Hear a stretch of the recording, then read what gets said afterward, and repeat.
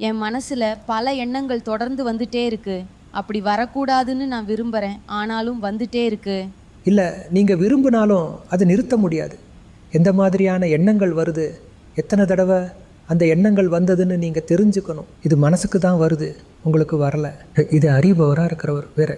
நமக்கு எண்ணங்கள் வர்றது பிடிக்கல, ஆனால் எண்ணங்கள் தோன்றுவது மனசோட கணக்கு. அதனால மனசில் என்ன எண்ணங்கள் வருதுங்கிறத நீங்கள் பார்க்கணும்.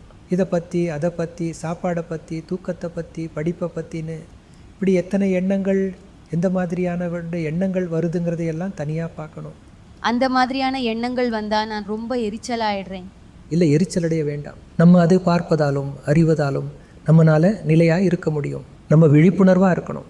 தாதாஜி சொல்கிறது என்னென்னா, நம்ம வண்டி ஓட்டும்போது மனசில் எண்ணம் தோணும், ஓ ஆக்சிடெண்ட் ஆயிடுச்சுனா அப்படின்னு. அப்போது மனசு கூட பேசணும், நான் உன்னோட பேச்சை கேட்டுட்டேன், கடவுளோட நாமத்தை சொன்னால் ஒன்றும் ஆகாது. அப்போ மனசு வேறு விஷயத்தை பற்றி சொல்லும். மனசானது எப்பவும் எதிர்மறை எண்ணங்களை மட்டுமே சொல்லுன்னு இல்லை. நாம தான் அதை ஞானத்தால் வழி நடத்தணும், அது கூட பேசணும். தாதா பகவானோட சத்சங்கத்துக்கு போய் என்ன கேள்விகளை கேட்ப, அதுக்கு அது பதில் சொல்லும். மனசு ஒருத்தரோட நெகட்டிவை சொன்னால், அப்போது அவரை பற்றி பாசிட்டிவாக சொல்லுன்னு சொன்னீங்கன்னா அது பாசிட்டிவாக சொல்லும். மனசு கூட பேசுங்க, நீ விபத்தை பற்றி சொல்கிறதுல எனக்கு இன்ட்ரெஸ்ட் இல்லை, எனக்கு தாதா பகவானோட சத்சங்கத்தில் தான் இன்ட்ரெஸ்ட் இருக்குதுன்னு சொன்னால் அப்போது அதை பற்றி சொல்லும்.